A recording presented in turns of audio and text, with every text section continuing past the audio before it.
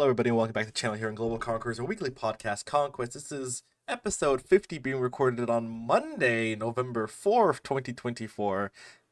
You might realize Monday's a little bit of a weird time to record this, but we had some issues behind the scene. We recorded a whole episode that was done it was an hour and 4 minutes long, but footage was corrupted because OBS didn't capture it correctly. OBS is capturing now correctly. So we're going to keep it a little bit short, on the shorter end, maybe at max half an hour. It's definitely not going to an hour, but we're just going to get right into it. You already know me. It's your host, SMGFrenzy, joined with...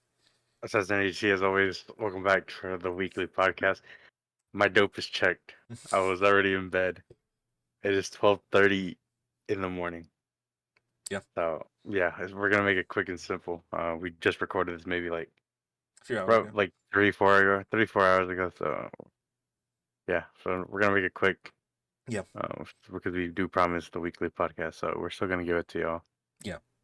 So if we don't sound very energetic, we're sorry. But, yeah. Yeah. We'll jump into our first section of esports and gaming, starting with Quadrant. Quadrant, which is a French esports organization based out of Europe. Their only esports game that they were in was Halo Infinite, and they had a pretty successful run this year, and they had a pretty popular roster this year. And unfortunately, Quadrant has announced that they were both pulling out of the HCS and esports as a whole, choosing to focus more so on their racing scene, especially with their driver Lando Norris, who has become very popular in the European circuit. It's a bit of a shame that Quadrant's leaving because, like I said, Europe already doesn't have that many teams or that many players, and they were able to climb the ladder pretty high in Halo Infinite, finishing top 6, sometimes even top 4 in events. Even at the Quadrant Major that they hosted was very cool for the scene, but it's a bit unfortunate, especially just as a whole, just have another EU team gone. Yeah, I mean, like I said earlier, it sucks because they did really um, worked hard to get to a really good spot mainly for the European fans. I mean, it was a team most of the Europeans were rooting for throughout all the tournaments. Yeah.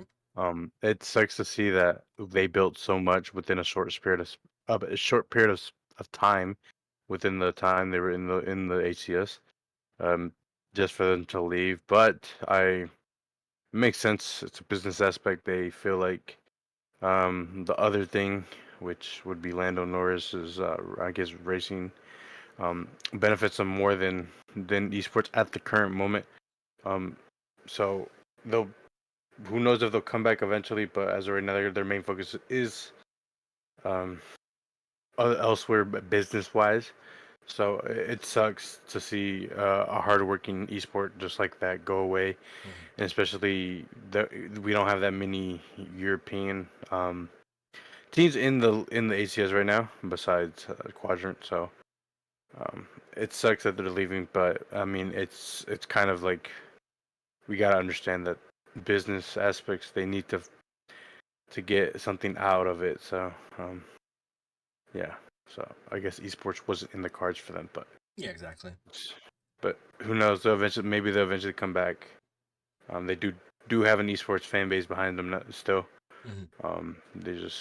It sucks, but it's the only esport that we're in. But No, I mean, we've seen something similar before, back when COD had the CWL when Unilad was a team in the UK, and they ended up moving towards more of a lifestyle content creator merchandise type brand instead, dropping their Call of Duty team. So it's not necessarily surprising, but again, it's still unfortunate because you kind of hope for more European representation in FPSs. They seem to be the only type of games that struggle having EU teams, but we work with what we got, and unfortunately we lost Quadrant. all right, Yeah, that's that. Maybe another European powerhouse will come out of the blue. I would hope so. I mean, you have their 4 players that would presumably be picked by somebody, and if anybody, it would be another EU team.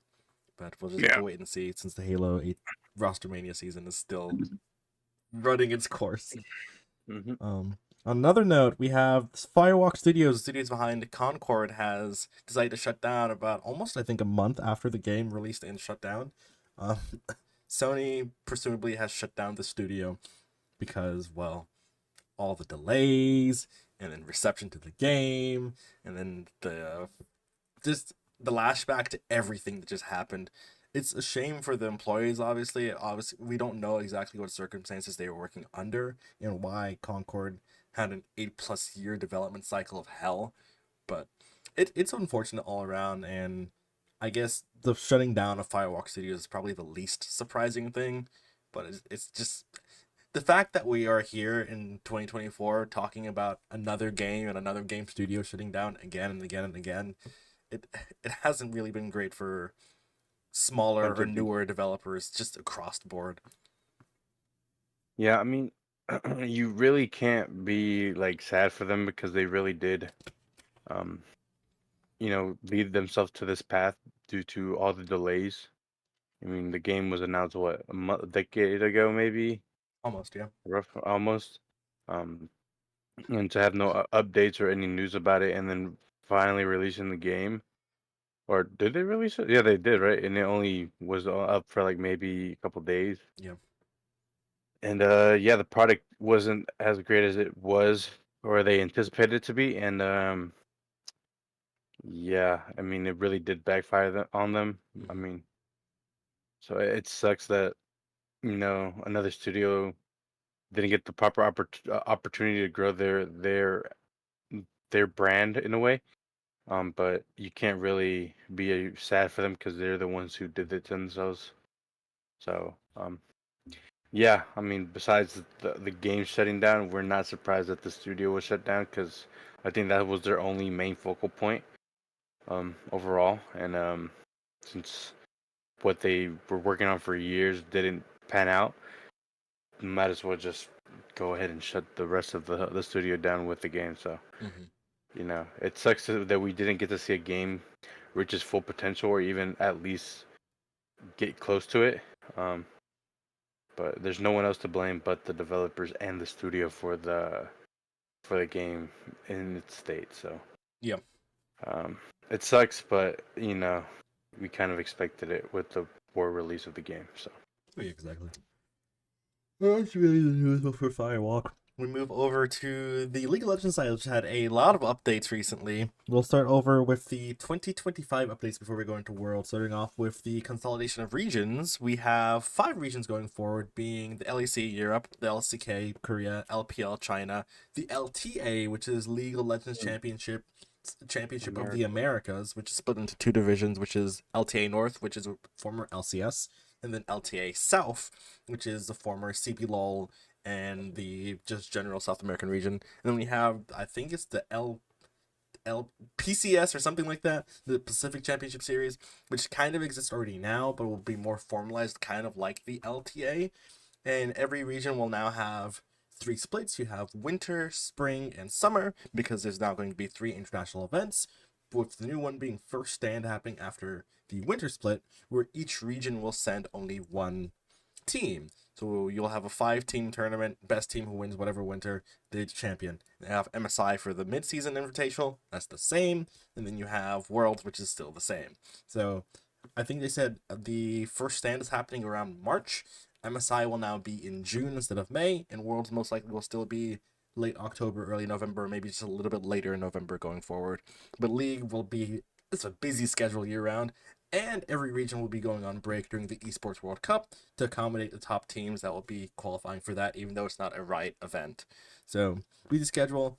North America is interesting because you have 6 LCS teams that stayed, plus a guest team, and then a promotion relegation spot for the teams that came from the lower, like the secondary, what do you call it, league Division. division, yeah.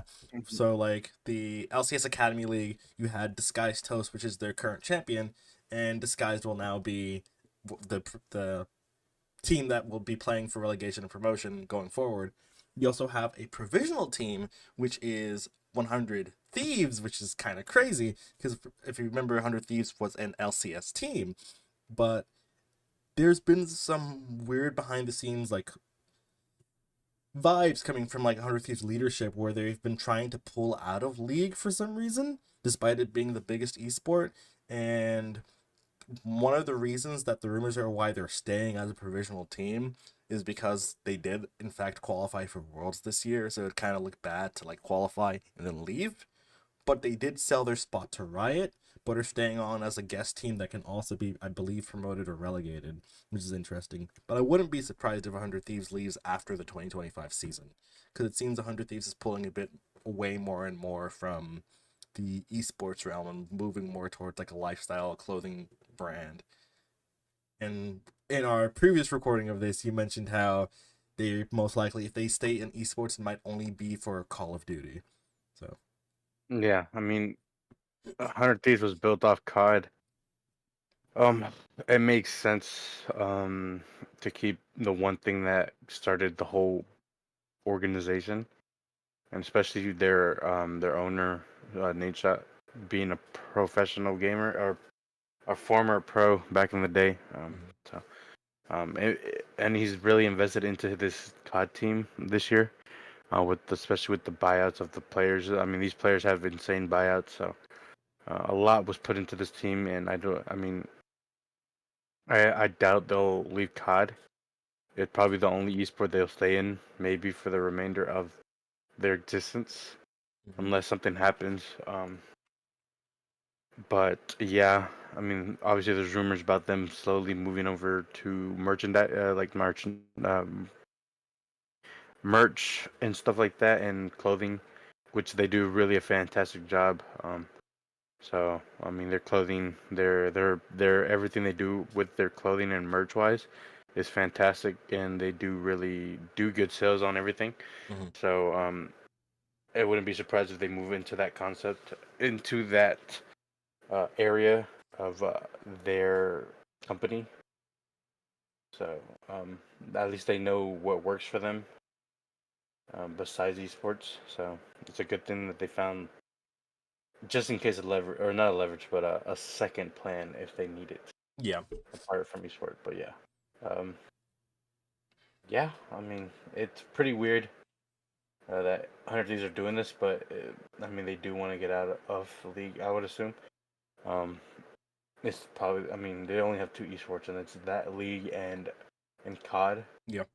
and And so Three which Valorant. Valorant. Yeah. So I mean, it makes sense. Um, but they'll, I mean, we'll see what happens. Like you said, we'll see what happens after the end of the year if they Mm-hmm. end up getting relegated or not promoted or just leaving in general because they don't own the spot technically. Um, so Yeah, yeah, I it's mean, interesting all around, and then also to focus lastly on the LTA. So as you know, since the LTA is like two minor regions in it within it, which is LTA North and LTA South, how it works is that for the three events, there's different qualifications. So for the Last Stand event, there will only be one team coming from each region. So despite there being two regions within the LTA, we'll either send a North American representative or a South American representative for the first stand.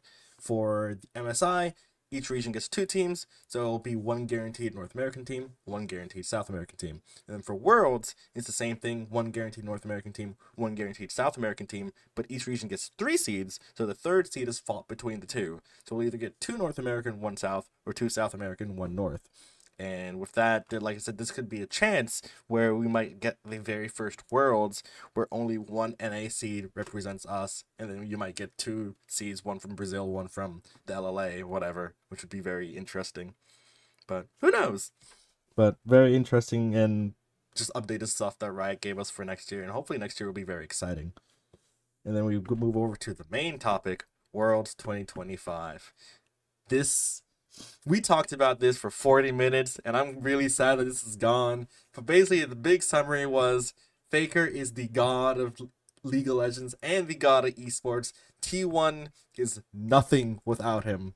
We already saw that before last year when he was injured and was gone for about 6 weeks, and they lost every single game from the best teams to the worst teams. T1 does not exist without Faker. Yes, Gumayusi, Sikaria, Owner, and Zeus are some of the best players in the world, but if Faker is not there, they are 4-year-old children playing League for the first time. There, there were games. Every game, Zeus died first. Every game, Zeus died in the same spot. Every game, they were like trying to murder this man. But Superhero Faker comes in, saves him. Superhero Faker by himself, 1v4, kills the dude, gets out, goes back in, helps to kill another guy, gets out, 10 health, still alive, ends game, wins championship. He has the nickname unkillable Demon King for a reason, and he showed everybody that despite being 28 years old, he's not washed. He's still at his prime. Oh, sorry. It sucks that we talked about it for 45 minutes and it's gone. But yeah, I mean, Faker single-handedly kept them alive and got them into Game 5. No, let me get that score. Yeah, he single-handedly got them to Game 5, or was it? Yeah, yeah, right. It Yeah, would be because Game he Five, he won them game 4 and then easily won them game 5. and then won them Game 5 with the 1v4, and yeah, um, he is the past, the present, and still the future, which Mm-hmm. that's how they said it. But yeah, I mean, Faker, when it matters the most, he's gonna turn up, and yeah, that man is the best. I mean, he's already the greatest of all time. He's the first ever League of Legends Hall of Famer, and yeah, I mean, there's no one like him. He is literally the definition of esports player. Yep. He represents esport better than anyone could. No controversial problems with them. Nothing. Very respectful celebrity around his country. So Mm-hmm. he knows what he's doing, and he's an insane, probably the greatest of all. Well, I mean, he is the greatest of all time. There's no question that there's no one catching up with the accolades he has. Yep. Um, yeah. A bunch of future up and coming prodigies have stepped up and have not lived up to the hype because it's Faker chopping them down and sending them back to where they belong. So they try to compare people be trying to compare people, these up and coming prodigies to Faker, and they can't live up to the plate because who they're supposed to live up to is the one literally shutting them down. So Yeah. Chovy, for example, was a great example. Fuck, I hate that I said everything before. Chovy literally, he's gonna be the future of the League of Legends once Faker officially retires, We which think won't be so. anytime soon. You Yeah. would hope so, because that's how they are promoting it in a way. He's the future. He's the one that's supposed to take Faker's mantle, and it's not possible when the king is still top Yep. and he dominates the proteges. Like the issue is that they're saying Chovy is the second coming of Faker, but you can't say the second coming when Faker is still there. Faker won a world championship within his first or second year Faker of won league. a world championship in his rookie year, his very Okay, first so year. So Chovey's been playing for I don't know, a good amount, I and think he's 5, 6 still years almost. 5'6", and he's barely just winning his first international uh trophy. So you can't doubt the Demon King. He's done it all. He's seen it all. He's felt it all. I mean, he's been through it, all of it, wins, loss. Yep. Um, I mean, yeah. I as mean, it stands, like Faker has won every trophy possible for a player of his caliber. He's won Worlds 5 times. He's won MSI 2 times, I think 2 or 3 times. He's won the LCK Summer and Spring Splits multiple times. He's won MVP trophy twice, which is the first time that has ever happened at the world stage. He's won MVP for Summer and Spring for his region many times. He's won the very first esports World Cup. He won gold at the Asian Games. He won back when League had like non-riot events like the ESL majors. He won that as well in Cologne. Like he has trophies from he's won every trophy that was ever available to him. And now he gets a new event. He gets to win winter of next year, and he gets to win first stand of next year. Imagine they go into 2025. T1 is the first team to ever win a first stand. That would also mean they would have to be the first team to ever win an LCK winter split. Like, when does he slow down? When if injury, DDoSing, if those can't stop him, what will? Age? nothing. Probably age, but he's 28 and he's playing like he's one of the young, like a young gun. Mm-hmm. Um, when you perfect your craft and work hard, and then you've been playing for years, every scenario that you could be in, that's the man that's gonna overcome everything. So Yeah, I mean, his work ethic's insane. The way he plays the game is insane. There will never be another player like this. It's impossible. I mean, you could say this with a bunch of esports, but this player right here is like, there's no player that can catch up to him. There's no hmm way. and So, there was something that we didn't actually bring up in the original recording of this, but a lot of the regions are introducing something. I think most regions, if not all, are introducing something called Fearless Draft, which is a way for when you play best of 3 or best of 5 games. You know how like you ban and pick champions. hmm Those bans and picks carry over to the next games. So once you play a champion, you cannot play them the next game. League has 167 champions. Most players only know how to play 3 to 5. So a lot of people are going to be exposed next year of shallow champion pools. But there's one player in the world who's played basically every champion that has ever existed. And who's that? It's Faker. like I said, perfecting your craft does help. So, People, there are teams that will use, like, even in the past, they will use all 5 bans on Faker. Dude picks up a champion that hasn't been played in 7 years. He still styles on them.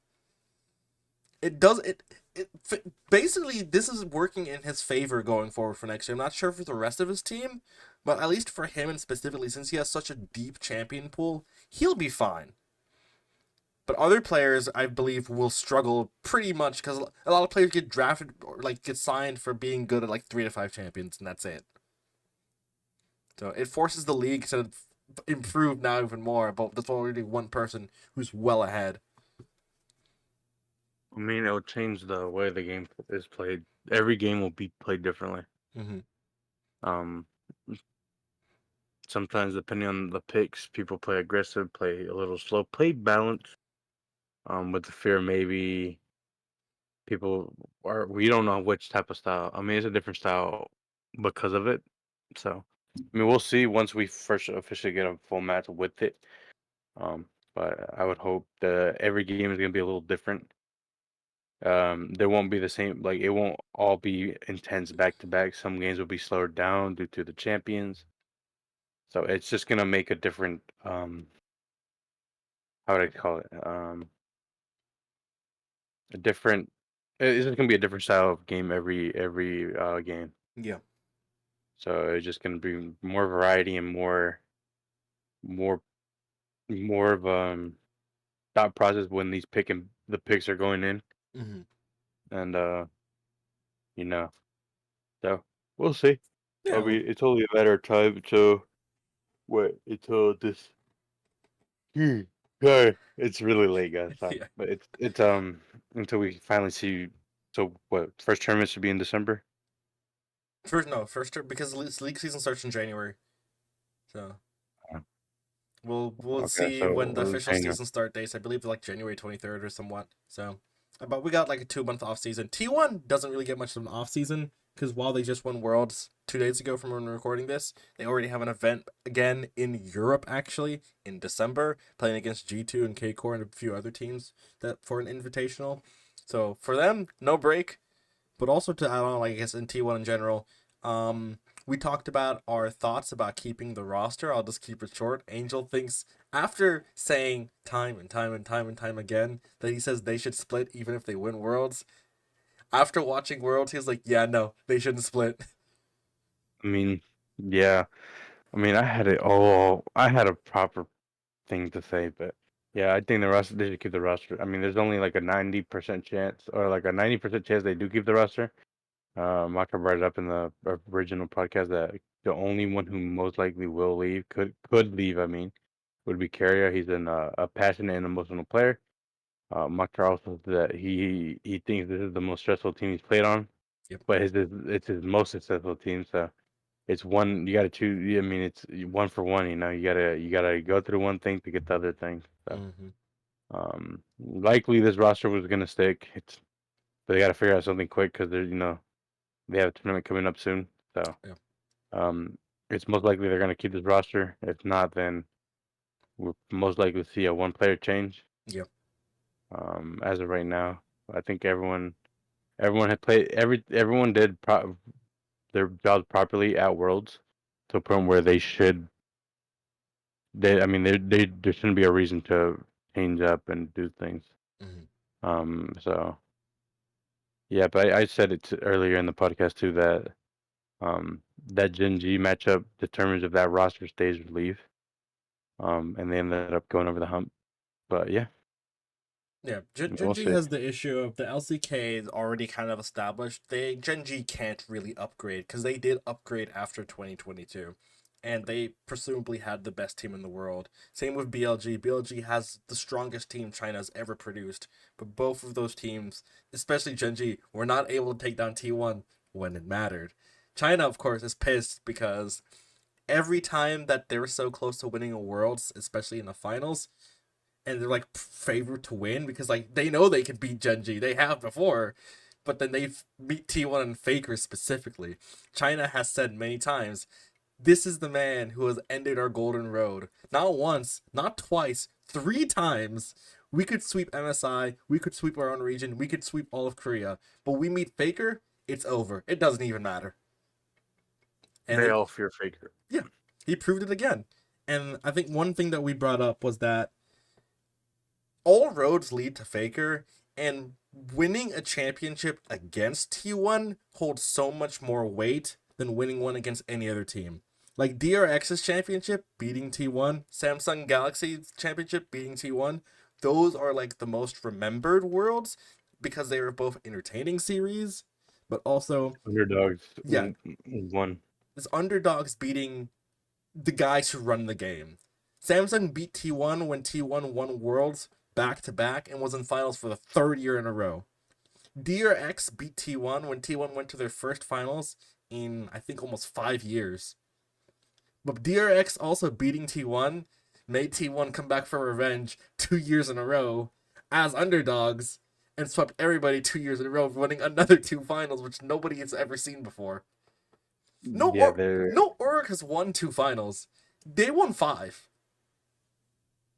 I mean, happens when you have one of the greatest players of all time leading the charge with these young rookies that were built by their academy. So I mean, they know what they're doing.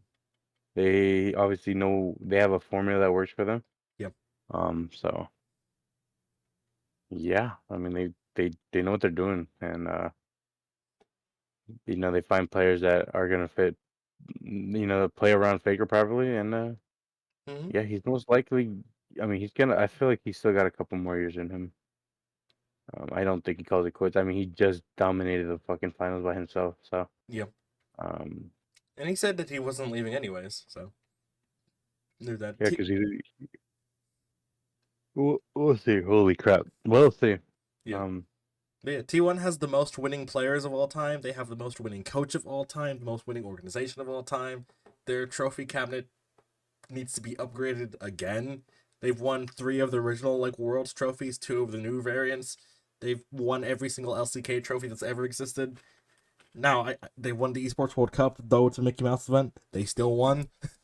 Like Faker, like I said earlier, Faker's the only player to win MVP not once but twice, which has never happened and probably never will. And then I feel like even like down the road when Chovy gets to this age, I don't think we see him at the same level. Same with Deft. It took Deft almost next to his last year to finally get up to this level on like a pipe dream to win.